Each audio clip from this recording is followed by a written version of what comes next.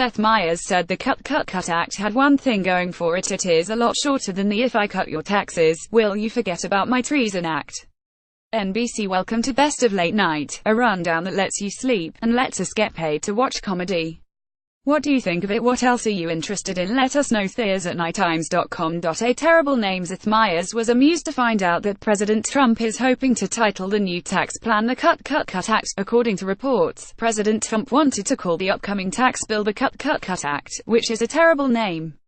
But it is a lot shorter than the "if I cut your taxes, will you forget about my treason" act. Seth Meyers: I will say, every time HES on TV, I have this fantasy that a director will walk in and go, "Cut, cut, cut." Seth Meyers. Video by The Late Show with Stephen Colbert. House Speaker Paul Ryan reportedly has been working to persuade the president to change his mind. That name truly sucks. Sucks. In response, Paul Ryan, not being insane, pushed back on the naming of the bill. However, Trump has held firm and has been insistent that the bill must be called, one more time, the Cut Act.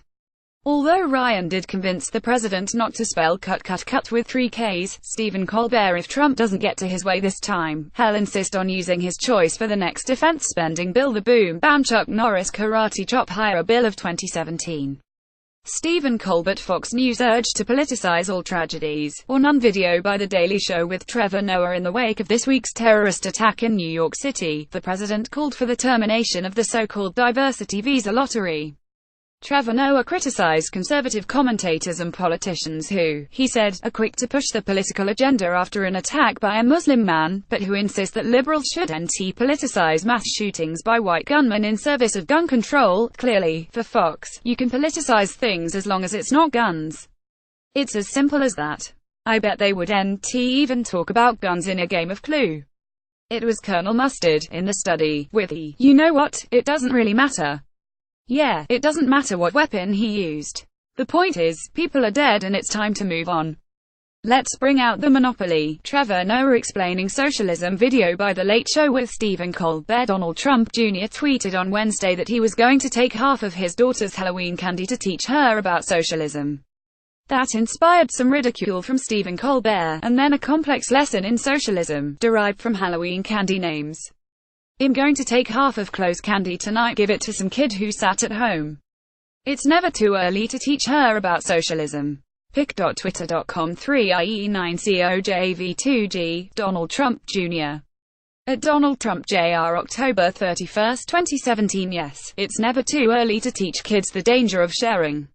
Also, it's never too early to learn the proper speaking of two.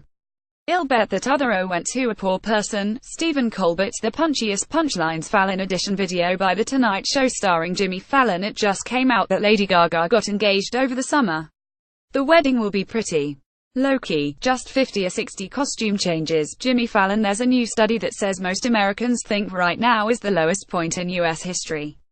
Not because of Trump, because we have 7 TV shows about decorating cakes. Jimmy Fallon. Their bits worth watching. Samantha Bee presented a fairly convincing Matrix parody as she explored the vulnerabilities of electronic voting machines. Video by Full Frontal with Samantha Bee. Paul Manafort, the former Trump campaign manager, spent roughly $1 million at an antique rug store, according to newly revealed documents. The Late Show said Mr. Manafort was hooked on rugs. Video by The Late Show with Stephen Colbert. What we're excited about on Thursday night and Thursday, Jimmy Fallon will welcome a fellow expert Trump impersonator onto The Tonight Show, Alec Baldwin. Also, check this out: from 1979 to 1981, Bob Dylan released 3 albums: Slow Train Coming, Saved and Shot of Love. Howard Alkay new box set sheds fascinating light on Bob Dylan's relatively unpopular Christian period in the late 1970s and early 80s.